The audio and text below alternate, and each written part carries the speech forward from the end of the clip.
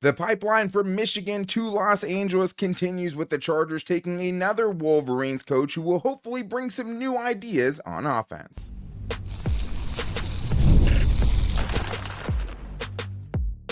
You are Locked On Chargers, your daily podcast on the Los Angeles Chargers. Part of the Locked On Podcast Network, your team every day.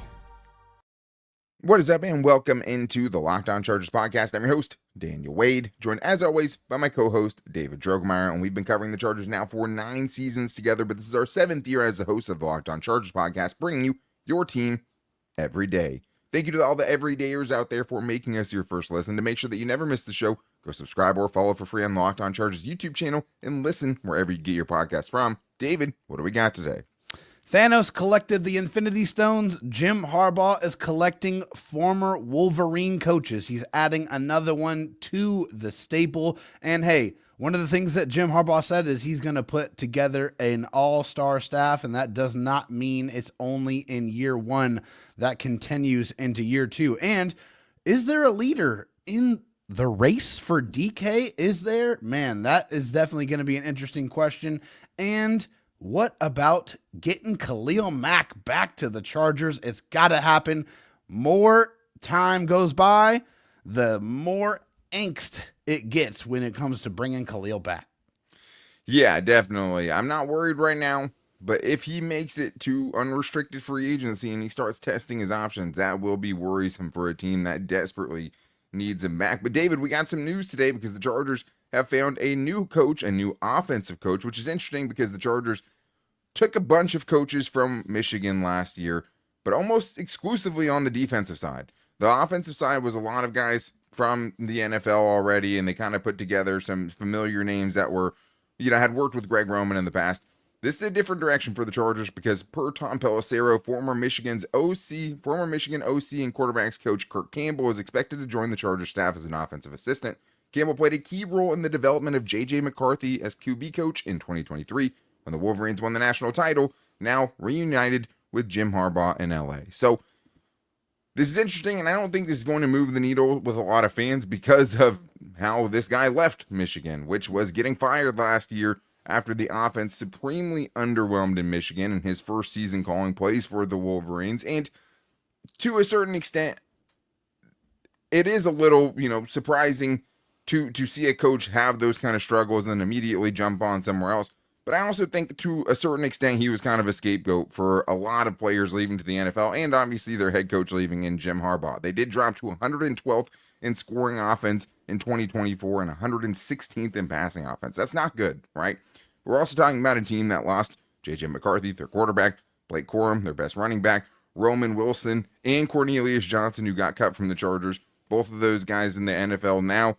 Both of those guys were gone this year for Michigan, also lost, 60% of their offensive line. So it was always going to be a little bit of a struggle. But I think it was also just not having a good quarterback. I mean, their quarterback situation might have been the worst in college football this season. He was not able to make it work with, as a quarterback coach and an offensive coordinator. But David, this guy is someone that has had a lot of success. You don't even get to Michigan without having a ton of success beforehand. So I don't think we should totally judge this book by its cover, at least as far as what he's done recently, and kind of look at it more from a grand scale of, hey, this guy's been a pretty good offensive mind at several places, and this is the Chargers kind of rehabilitating the image of a coach that and Jim Harbaugh is telling you is a good coach.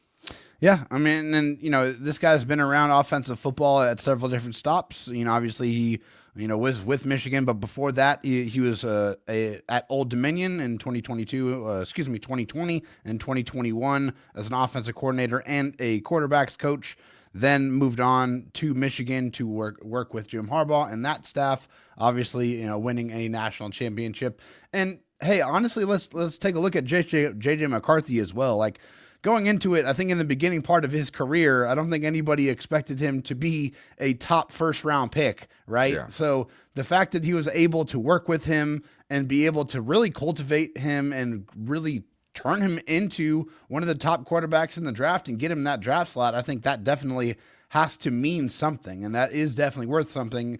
And like I mentioned in the opening, Jim Harbaugh has an understanding of how to find coaches. his coaching tree in itself is very, very impressive, as is the entire Harbaugh family. So if he is telling me that this is a guy that I want to work with, that makes sense, that is good at developing players, then that's somebody that I want to see added to my football team and my coaching staff. Yeah, and I think it just tells you, they want to add some things to the offense, right? And they want maybe a new voice in that room to help the offense kind of work some new ideas after the struggles that they had last year. Because some of it was personnel related, obviously, and some of it was coaching related and a lot of big moments too. But it is a guy that when he was with Old Dominion, as soon as he got there, they averaged 12 more points per game and over 100 more yards per game. And it also is a guy who was with Penn State for 3 seasons before Old Dominion, where they scored an average of 37 points or about that for his entire tenure there, as his, he was an offensive assistant there. Was also at Old Dominion when Stone Smart decided that he was not going to play quarterback and he was going to play wide receiver instead before he, ended up transitioning to being a tight end. But I do think that there are some ties there. Maybe this is good news for Stone Smart, because I don't know how well he'll work with Justin Herbert, but at least he knew that Stone Smart wasn't a quarterback, and that's got to be worth something, right? But this is what, coaches like Bill Belichick and Nick Saban did. They took coaches that were discarded after taking on bigger roles and flaming out, took them under their wings again. They did great, and then went on to other opportunities. It's something that good coaches have done for a long time, and something that Jim Harbaugh has been known for. This is from the website. Before his time at Old Dominion, Campbell was an offensive analyst at Penn State for 3 seasons from 2017 to 2019. He worked with the quarterbacks, scouted future opponents, and helped with game planning during that 3-year stretch. The Nittany Lions averaged 36.8 points per game in all 3 of the seasons, ranked among the 10 best in points and yards in Penn State history. So very, very, highly sought out guy at one point that flamed out as the play caller last year in a bad offensive situation. So I don't want to write it off yet. He's just an offensive analyst, but it's a young up-and-coming offensive mind that now gets added to this coaching staff. And I do think that is a positive. But we do have a Thier who's calling in, and he has something for us because he thinks maybe the Chargers let a coach go that they shouldn't have. Daniel, David, my baby boys, this is it here. Buy or sell Tuesday and a big-time overreaction. Coach Harbaugh and Joe Ortiz regret not keeping Kellen Moore as the OC for another season. I am buying it. We saw what happened last year. David, I want to start with you, followed by my boy Daniel. Thank you. Love you. I love that Thier gets on the show and actually gets to decide who answers the questions, or in this case, the buy or sells, because it is buy or sell Tuesday, getting the biggest Charger storylines and overreactions. David, you buying or selling that Jim Harbaugh has some regrets about Kellen Moore getting away? First of all, I think it's hilarious that Thier is now directing our show from a voicemail, which is honestly very, very funny to me. No, I'm going to sell it. Obviously, this was something that was never going to happen.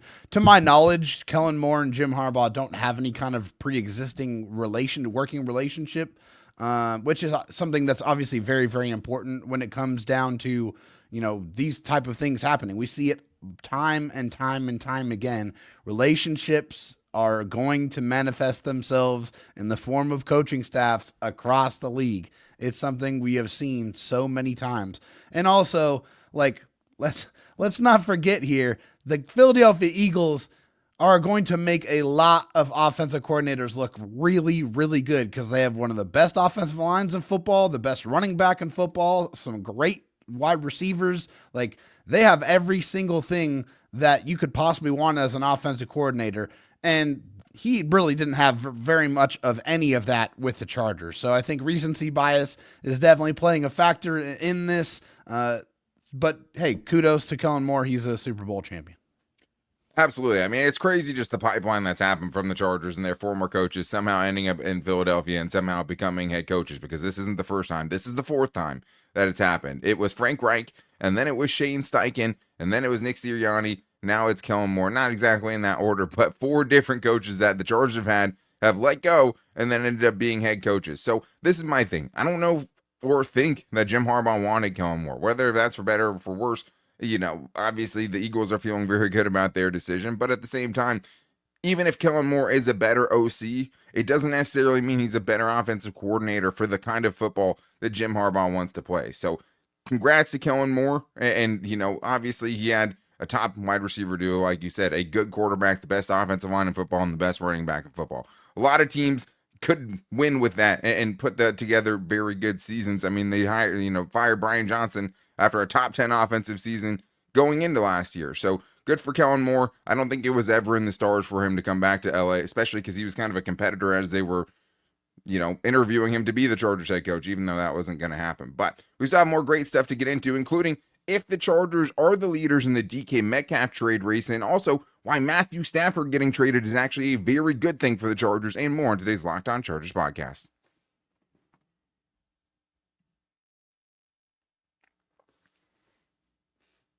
Dave, we have some more buy or sells to get into here, so thank you to everyone to hit us up at Locked On LAC to give us your buy or sell, or call into the voicemail line at 323-524-7924. But this one we have here is from Jackson, who says, buy or sell, the Chargers are the favorite to win the DK Metcalf sweepstakes. David, what do you think?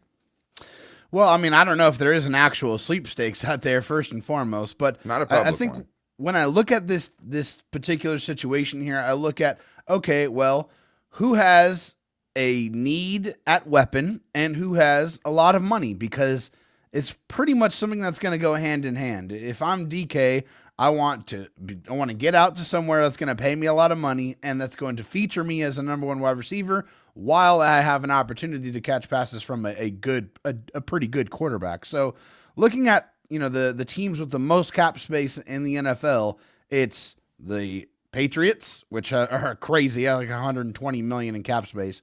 The Raiders need a wide receiver too. And they need a wide receiver, and they definitely are going to spend money on it. I believe it 100%. The Commanders and the Cardinals. So there's some teams in there that have some good young quarterbacks that do have some need to acquire some weapons. So I think all those teams could definitely be into a sweepstakes if there is one.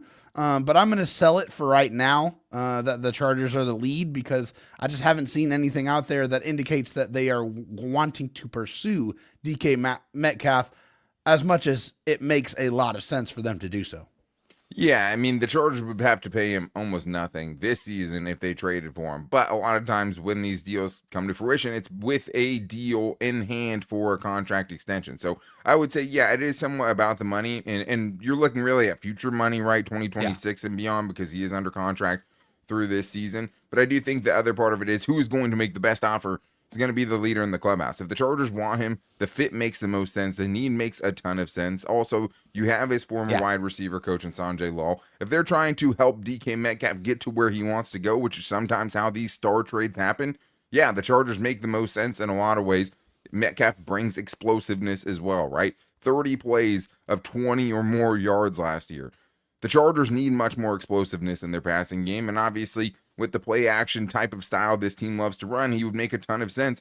And if you're looking at why the Seahawks would do it, they're $6 million over the salary cap right now, and that's with it getting bumped up to higher than we thought it was going to be. And also Jackson Smith and Jigba led their team in catches, in yards, and pretty much was their wide receiver one last season. So fading out a little bit. Now, does he come in and automatically get more targets than Ladd McConkey does? I don't know if that's the case. Yeah, right? I don't know about that. Yeah, so I don't know if he steps in and if he really wants that, and that's an important part of it, right? Ladd McConkey's really, really good and just put together a better season than DK Metcalf had, and better than most of the seasons that DK Metcalf has ever had. So if that's a huge part of it, maybe it's less so, but I do think as far as, the kind of rumors being out there through Jeremy Fowler and his, anonymous guys saying, hey, I think this is a trade that's going to happen, it makes a ton of sense.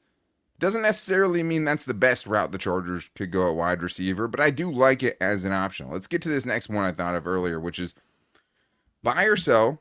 The Rams trading for Matthew Stafford would be great for the Chargers. And I'm going to tell you why I'm going to buy it. And it really doesn't have anything to do with Matthew Stafford. Matthew Stafford getting traded to wherever it is, the Vikings, the Giants, it doesn't really matter. But it likely knocks the Rams down a peg, which is why I don't understand really what the Rams' incentive is here. I mean, I think it is mostly about contract, and maybe they don't want to pay him $50+ million for 3 more seasons. And maybe that's what undoes this whole thing. But usually there's smoke, there's fire, right? This feels like something that, not a foregone conclusion, but it feels like something very realistic to happen. And if he does go, David, maybe that opens up even more of an opportunity for the Chargers to land Davante Adams, who we've been big advocates for here. I think it makes a ton of sense as far as what you're going to have to pay for him not costing you any draft capital at all, and him also saying that he wants to go play on the West Coast. Now, we'll see what the Rams do at quarterback, but it feels like it might knock them out of the race, and then at some point it becomes the Chargers versus the 49ers, who have already paid a ton of weapons at a top rate, top of the market rate. Yeah, and I think also you look at those two teams and you see one team that's clearly ascending and heading in the right direction with all of the, kind of things that you need to continue on that ascent with a lot of money and a lot of draft picks, like with the Chargers. And then you have the 49ers who coming off of a major down year, a very big disappointment, and a lot of money tied up in their offense already. The Chargers are in big need of an offensive weapon and have plenty of money to make it happen. So I believe they will make it happen. And Davante Adams says, hey, I want to go to the West Coast. I want to go back to where I came from. And hey, he understands, right? He's 32 years old. There's only so many sands left in the hourglass of his career as well. So I think he understands, like, hey, if I have another couple of years maybe left of my NFL career, I want to go make the most of it and go win another championship. And hey, what better opportunity to do that than go to a team like the Chargers, who have a great quarterback, that have already a number one wide receiver with Ladd McConkey. They just need somebody to add to the outside to open up opportunities for both of them, which is what I see this move to be. So yeah, I would definitely buy it. Them getting rid of Matthew Stafford opens up another opportunity for the Chargers to acquire Davante Adams and for Justin Herbert to stake claim over the LA market. Yeah, and the second part of that, obviously, Justin Herbert becomes the biggest ticket in town and all of that, even though, Matthew Stafford won a Super Bowl with the Rams, and it doesn't feel like they still have a home field advantage there, and they spend more time in Los Angeles. But that's another story for another day. This is the one thing that can get in the way, right? Something I thought about after I gave this to you earlier in the buy or sell, which is, unless the Rams trade Matthew Stafford and sign Aaron Rodgers, that's the one thing that can get in the way with it, right? That's not a good thing, right? Because they do that. I mean, if they want to stay competitive, they think he can do it. I mean, he didn't have a terrible season, but if they're trading away a team, that put up a pretty decent fight against the Eagles last year, won a playoff game, and beat the 14-3 Vikings last year, and it doesn't really make sense for them to trade Matthew Stafford anyways, feels like a team that's still kind of in a window where they can make playoff runs. They want to stay competitive. They're not in the place to draft a rookie quarterback. They're known for making big trades too, Daniel. It's either that or, they could go after Sam Darnold, someone who works with Kevin O'Connell, right? I don't think Sam Darnold's the draw that, moves the needle with someone like Davante Adams, but Aaron Rodgers definitely would. So that's the one kind of thing hanging over that, where it's like, okay, well, it does seem like it on the surface. That is one thing that could get in the way of it, though, because we know how often he's followed, we just saw him follow Aaron Rodgers to New York to be a Jet, which is, who wants to be a Jet? But let's get to this one from Lewis Bensman, who says, buy or sell, the Chargers offense will be fine if we have Stone Smart, Will Dissly, the same wide receivers as last year, plus Keenan Allen. David, are you buying or selling that? I'm going to sell it. This is a quick sell for me. The Chargers definitely need more than just Keenan Allen. And also, I don't even know, as much as this pains me, and I truly love Keenan Allen and appreciate everything that he did for the Chargers when he had a Chargers uniform on. But Keenan Allen lines up in the slot, at least last year, 54.3% of the time. Ladd McConkey lined up in the slot 70.2% of the time last season. And you saw the damage that he put up, over 1,100 receiving yards and an absolute monster performance in the playoffs. I just don't know if Keenan Allen's the right type of receiver to add to this offense. And it's not just one. They need multiple. They need a receiver and at least a pass-catching tight end. They have to add multiple weapons to that offensive receiving core, whether it's tight end or receiver. One is not going to be enough. I think the hard thing is Keenan definitely dropped off some this year. Like, he just wasn't as good as we've seen him. And it's not just, the raw stats and things like that. Just he wasn't separating at the same level. His game just kind of took a little bit of a step back, which it's hard to kind of parse in a really, really bad situation with a rookie quarterback. I think maybe 3 offensive coordinators they had last season. But the problem is you can't also erase the Keenan Allen injury history, right? As much as, he kind of reverse course and corrected it for a long time, you're one Keenan Allen injury away from having the exact same wide receiver core that you had last year. That wasn't good enough. And the other thing is too, is like, you should be hoping for more than fine offensively, obviously. You should be hoping for not only more at wide receiver than just a Keenan Allen signing, but also more at tight end than just Will Dissly and Stone Smart. This team didn't want to commit to Stone Smart last year. It's hard for me to imagine he turns into just this, a focal point of their offense or an elite pass catching threat in the NFL. It's just hard for me to imagine with how little they wanted to put him on, especially in that playoff game, especially after kind of he had that little hot stretch. I don't know, man. I think you have to do better than this. You should be. I love Keenan Allen. I mean, there's a Keenan Allen poster right there in my background.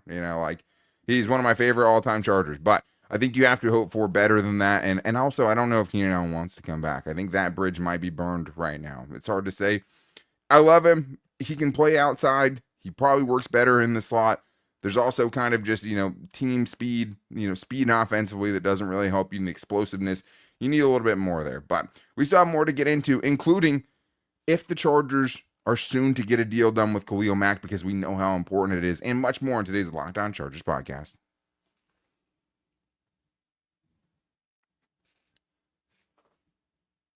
We have more buy or sells to get into on this Buy or Sell Tuesday, but thank you all for making us your first listen today. To make sure that you never miss the show, you can also find it every day, as we always post on our Locked On Chargers YouTube channel, where you can subscribe to, or every day wherever you get your podcast from. If you need a second listen, make sure to check out the new slate at Locked On NFL, where they have 2 shows a day with Tyler the Madman Rowland and also my guy Tony Wiggins, as they bring on guests who cover their teams every single day and give you an overview of the entire league on YouTube and wherever you get your podcast from.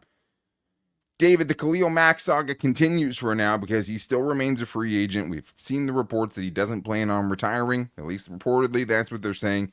But this buy or sell comes from Prefontaine, who says, buy or sell, Khalil Mack gets a deal done before the free agency period begins, which is important. David, buy or sell?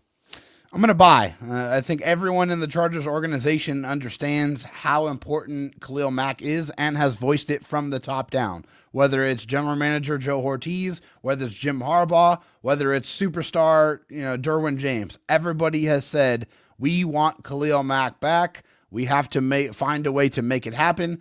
And I think that they will. And I think they understand, because they're not dumb, that if Khalil Mack gets to free agency, there is going to be, and even at his age, no shortage of suitors that will bring in a talent that is still playing at an extremely high level, the caliber of a Khalil Mack, a guy that will be wearing a gold jacket about 5 years after he retires from the National Football League. He, to me, is probably a first ballot Hall of Famer and still playing at an extremely high level, which is crazy to sit here and say he's still very, very important to the defense. And if you don't sign him, then who else do you have in that room? I mean, it's Bud Dupree, it's Tuli Tuipulotu. You're probably going to cut Joey Bosa. So if it's no Khalil Mack, then it turns from a situation that's, maybe third or fourth in priority, vaulting probably all the way to number 1.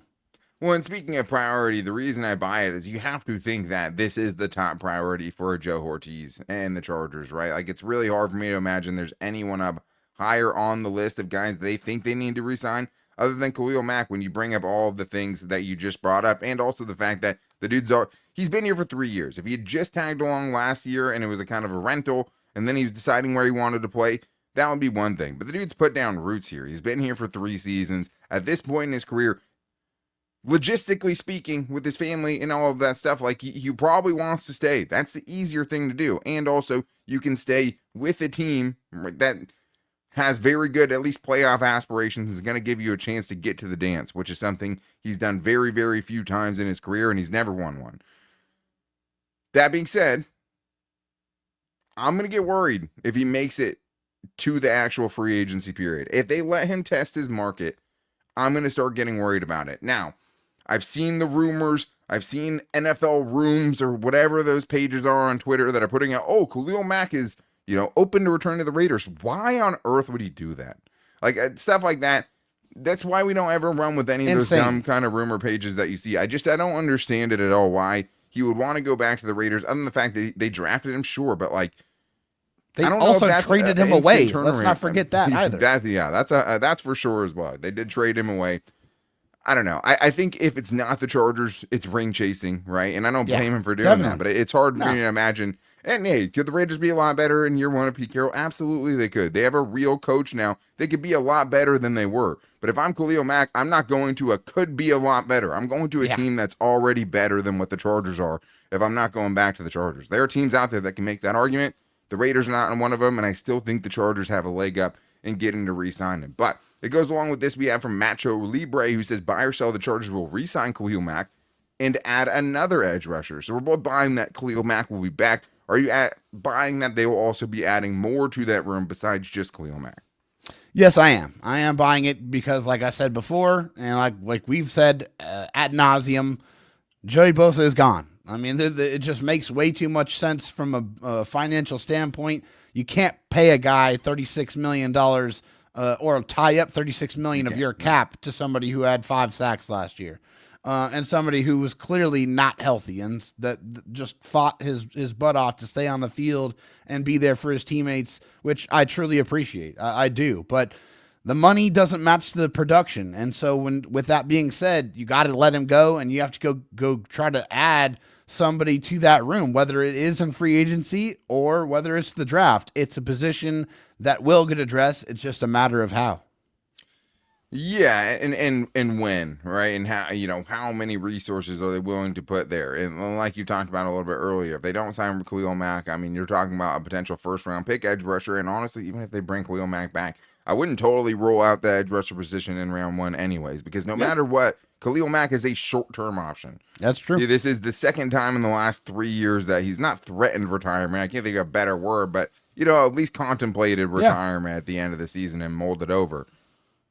Him and Joey Bosa are nearing or at the end of their Chargers tenure. You don't have a real heir apparent plan outside of Tuli Tuipulotu, who really struggled last year in certain times after, having a really hot stretch. You see the potential is there, but it's really hard to put all of your eggs in that basket and just think that Tuli Tuipulotu is going to make the leap into a top 10 edge rusher or somewhere around that. Even if he was, what else do you have besides that? Because Bud Dupree's nowhere near that. You have no real young prospects outside of Tuli in that room. They need to start building that room for the future. It might already be too late if Khalil Mack leaves. You want heir appearance in that room.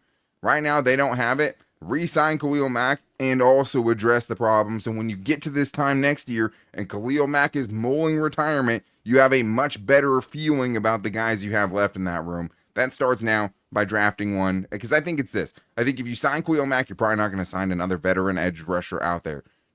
If you don't sign Khalil Mack, not only are you drafting an edge rusher probably early, but you're probably also signing a veteran as well. So that's to me how I think it's going to play out. But let's get to this last buy or sell here from Stephen Gilliard, who says, buy or sell, the Chargers should take defense through the first 3 rounds of the draft. If you have limited resources and you have an excellent employee who does great with the minimum and a subpar employee who has a track record of underperforming, you equip the better employee. I love the analogy when talking about, Jesse Minter and obviously Greg Roman as the kind of subpar employee.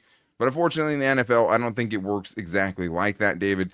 This is something, obviously, you have to see what happens in free agency, which is going to have a huge impact on this. But I do think for the most part in the NFL, that Jesse Minter can maximize what you have defensively, right? And is Greg Roman going to get 2 starters in the 5th round next season? Is he going to be able to take 2 5th-round players and make them into starters next season with Greg Roman?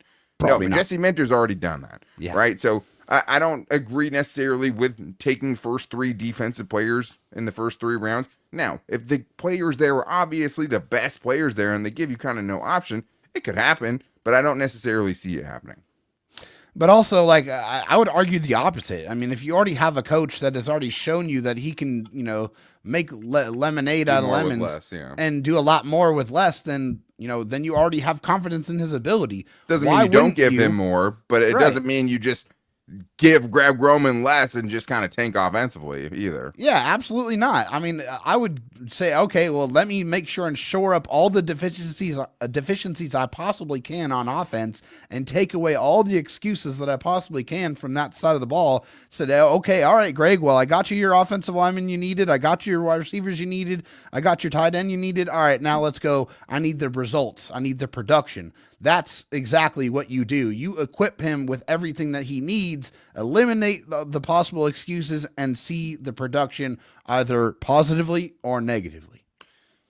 I also just think that just having a great defense isn't enough to win a Super Bowl in the NFL anymore. Obviously, having a great defense with Justin Herbert on the other side is kind of the Kansas City philosophy of we'll give Justin Herbert less, he'll elevate those around him, and we'll win with a good defense. But they're also doing that with, one of the best quarterbacks, if not the best quarterback of all time, which is kind of an anomaly. And also winning Super Bowls without a good offense is also kind of an anomaly. I mean, you look at last year's Chiefs team, wasn't in the top 10 scoring offense of 2023, and they won it all. That's kind of an anomaly. Before that, it was the really good Denver Broncos defense that was dragging the corpse of Peyton Manning to a Super Bowl.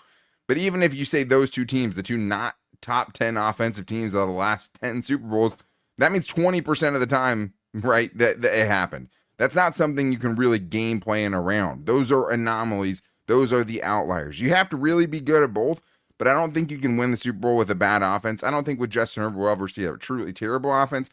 But I still think that, you have to give Greg Roman, to your point, room to fail and the pieces to where you say, okay, well, it's not the personnel's fault that it's bad. This is a Greg Roman problem. And I don't think we actually got to see that last year because of just the deficiencies they had on that roster. But that's going to wrap things up for today's show. Thank you to everyone who hit us up at Locked On LAC to give us your buy or sell. And we actually had so many good ones. We have a couple of voicemails we're saving for Friday, potentially on a Chargers mailbag because we couldn't fit them all on today's show. So thank you guys for all your support and for making us your first listen. To make sure you never miss the show, go subscribe or follow for free on the Locked On Chargers YouTube channel and listen wherever you get your podcast from, especially because you want to make sure you're back tomorrow because we have something coming tomorrow. Joe Ortiz is getting up at the podium about to tell us what's about to happen in free agency and the draft. So we're excited to hear from Joe Ortiz about what the game plan is during this offseason. To make sure you don't miss it, you can also follow us on Instagram at Locked On Chargers, where we post the show on our Locked On Chargers Facebook page, or find the show every day on my Twitter at Dan Talk Sports and David at DroTalkSD. So super excited to hear what Joe Ortiz has to say tomorrow because he aced his first offseason with the Chargers.